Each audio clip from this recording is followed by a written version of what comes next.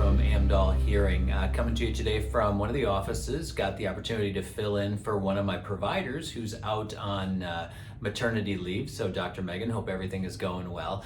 Wanted to talk to you today a little bit about a lot of questions I've been getting regarding the new over-the-counter hearing aid proposal and kind of what my thoughts are on it, because patients are asking me all the time what my thoughts are on it. So first of all, I like to start off by saying I am in favor of anything that helps people get better hearing health care. So whatever it is that's going to help, whether that's over the counter, whether that is an insurance coverage, whether that's a private pay unit, we are in favor of better hearing. So I don't want to misconstrue that.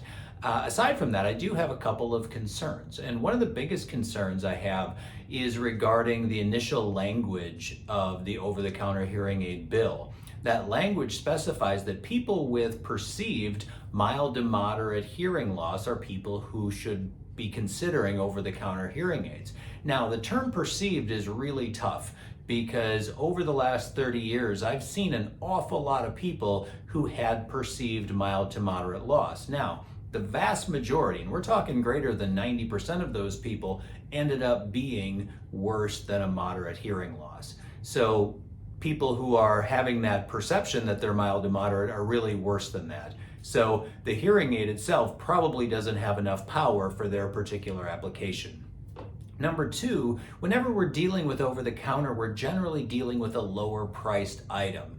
And anytime you're dealing with a lower priced item, costs have got to be cut somewhere. And one of the places I've seen cut is in high frequency amplification. For those of you who've watched me in the past, we know that hearing loss is generally mostly in the high frequencies, especially in the early stages. So if we add those two things together, we've got a hearing aid with not quite enough power and an inadequate amount of high frequency power, which is where most people need it. So what I'm seeing is a lot of confusion and a lot of problems right out of the chute. I think the easiest way to answer those questions is simply to get a hearing test. Figure out where your hearing is, get a baseline, figure out if you're mild, moderate, or worse, and then make decisions based on the facts. Hey, I'm Kevin from Amdahl Hearing. I hope this was really helpful. If you like this content, please go ahead and hit the like button. If you want to get more of it, go ahead and subscribe to our channel.